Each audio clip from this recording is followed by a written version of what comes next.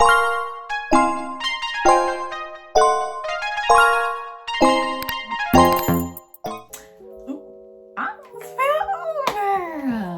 y'all, and welcome back to my channel. So in today's video, if you watched my last video, I said that I was going to be doing kind of like a part 2 about buying a car as a teenager and like the car buying process. So that's what I'm going to be doing in today's video. Disregard everything that I have in the back, just a bunch of bears and clothes. I gotta put up some clothes that I washed. Anyways, I gotta stop doing that, y'all. I do a lot of rambling in my videos. I'm gonna try to stop doing that, but I made a lot of notes for y'all. I just came from work, you know, look a little professional. Thought I'd go ahead and do the video today. So, the first thing that I have on my list is credit. I couldn't figure out what I was about to say. Number 1 is credit. Build credit as soon as you turn 18, y'all. Build credit. And I know, like, when I was watching a lot of other videos, they were like, have your parents put you as authorized user on their credit account and blah blah, but not everybody has like the resources to do that, because I sure didn't. So I had to start credit building when I was 18. But if your parents will put you as an authorized user on their account, take advantage of that and start building credit. But for me, I started when I was 18. So I'm gonna tell y'all exactly what I did. When I turned 18, I got a secured credit card with Discover. So secured one, you put in your own money, so you do like a deposit.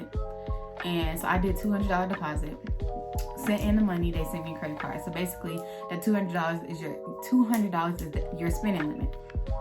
So I put in that, and then about 4 months later, I got a Capital One credit card, and that was just a regular credit card. I didn't put any money down, and it has a $300 limit on it. Now it's about, I think I've had Discover for about 8 to 9 months.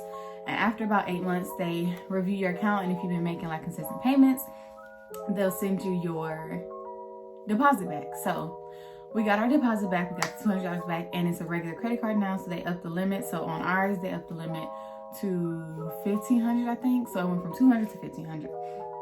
So that was a huge, I think that jump, or that credit increase, raised my credit like 71 points. But anyways, yeah, so that will start you at a really good credit. That's my number 1 thing. I think everybody should get a secured credit card. Just save the money like when you're 17, so that when you get 18, $200, just put that back and then go ahead and get you a secured credit card. I mean, if you want a regular credit card, you can, but it's kind of harder. It's harder to get approved for regular credit card. You know, secured credit card, they'll approve you because it's your money. But let's see. Yeah.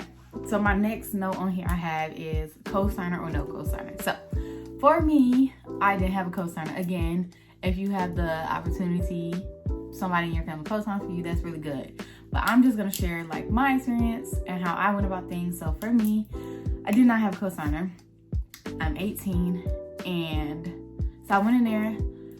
I told you I started credit building. So I have a really good. I have a good score.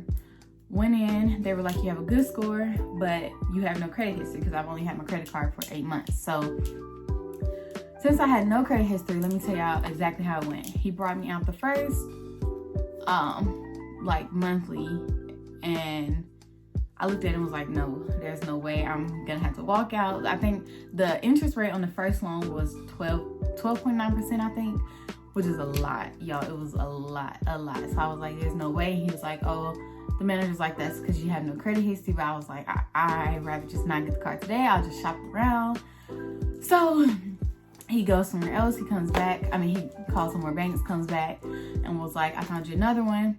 And the interest rate is 6.2%, and the payments were way lower. So no, I mean, it's not a perfect interest rate. Of course, no interest is perfect interest, but it's good for a 17-year-old. I mean, who is 17? It is good for an 18-year-old, and it's good. It's better than that 12.9%, because I was not doing that. The payments on that, y'all. So when they offer you something, don't just take the first deal and be like, sign. Make sure y'all be like, because here's a lady at work gave me a really good advice. She was like, what you see, like the sticker price is not the lowest that they can go, which is very true.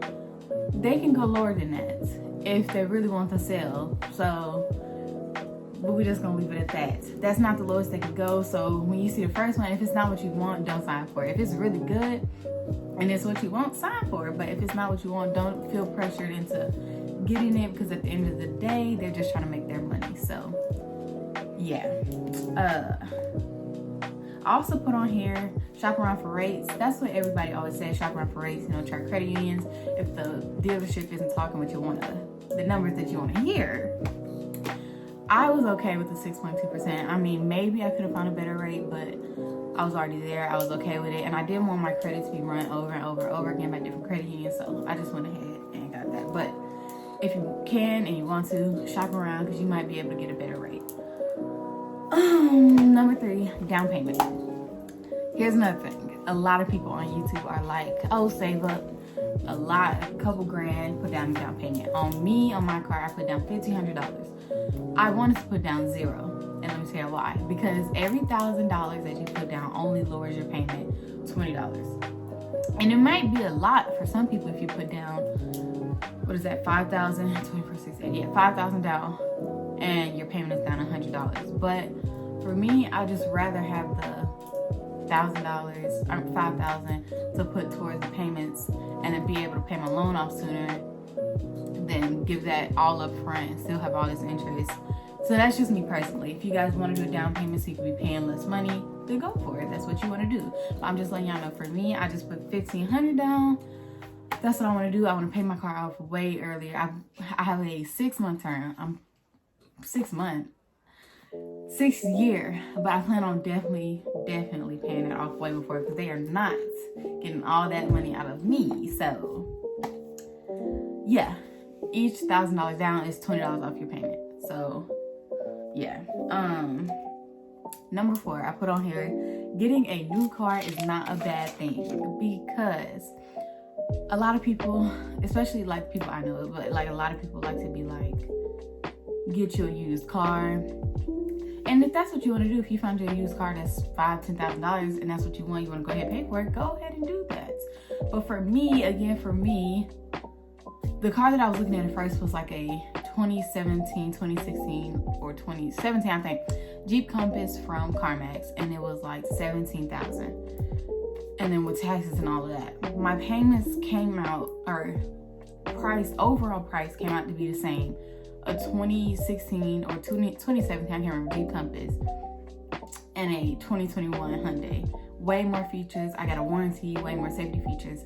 So my whole thing is that don't be scared. Like, if you want a new car and you have the means to pay for it, get you a new car. Like, don't let people convince you to get a used car if that's not what you want. If that's what you want, get a used car. Like, it's all about what you want, y'all. Don't let people talk you in and out of getting what you want. That's basically what I'm trying to say. So if you want a brand new car, because it feels good, like, you want to spoil yourself, you deserve it, spoil yourself, so get you something new, or get you something used if that's what you want to do. But yeah, it's just, I know they're like, you know, used cars depreciate as soon as new cars depreciate as soon as you drop them off the lot, which is 100% true. They depreciate by a lot.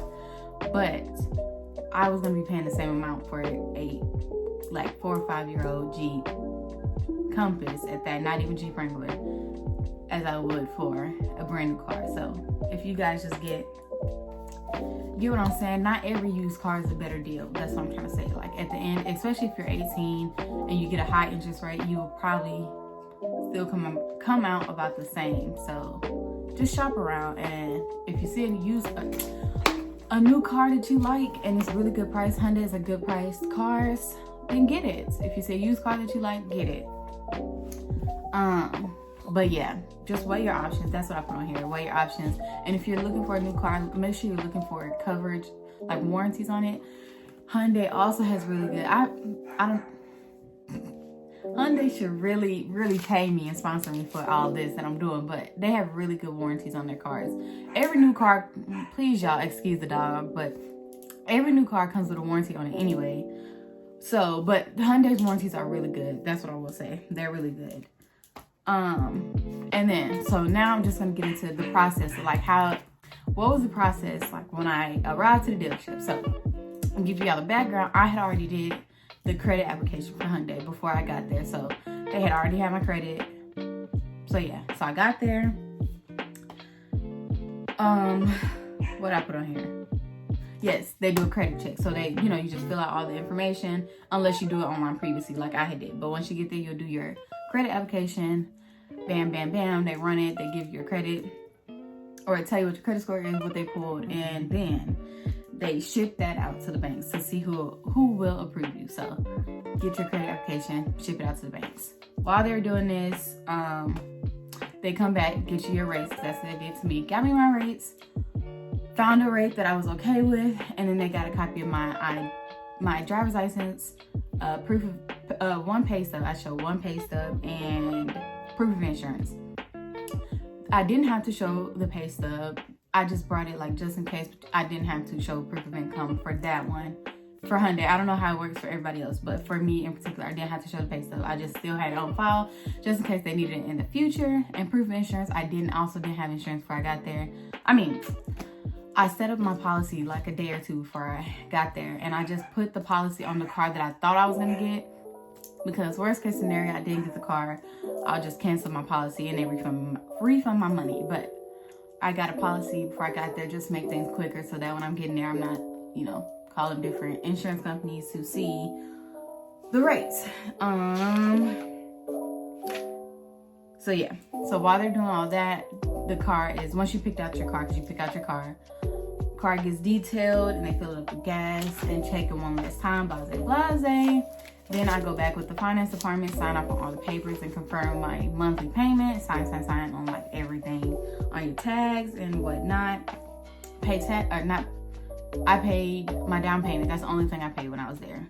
My loan has my taxes in it, but for some dealerships, you'll pay your taxes, your down payment, and processing fee and or whatnot like that. Again, like I said, my taxes were included in mine, so the only thing that I paid was the $1,500 down. That's the only thing I paid to take the car home. And yeah, sign everything like that. Car comes back. You go out with the salesman. They kind of show you, you know how you see in the videos. They sit down in the car with you, show you every single feature, and really you just want to get out and go drive in your car. So that's what that is. But yeah, they just show you every feature and then you leave. The process for me was probably like 2.5 hours, I think, that we were there. But yeah, that's all the notes that I have. I probably missed a couple things in this video. Again, if y'all have any questions, please let me know. I'm not a financial advisor or anything, but at 18, I think I made a good purchase. Again, all glory to God for this purchase, because without him, I would not have been able to do it. But yeah, that's everything that I've made all these notes during work. So that's all that I could think of. If I missed anything or y'all have any questions, my comments are always open. So let me know in the comments. DM me. I always say that my DMs are always open. So DM me if y'all have any questions, concerns, comments, DMs. My Instagram is at the beginning. I think it's in my intro. It might be in my outro. I can't remember. Oh, that's what else I wanted to say. I know y'all noticed my new intro and outro. I know it's cute, I guess. But anyways, y'all, I hope y'all enjoyed the video. Let me know if y'all have any questions, comments, or concerns.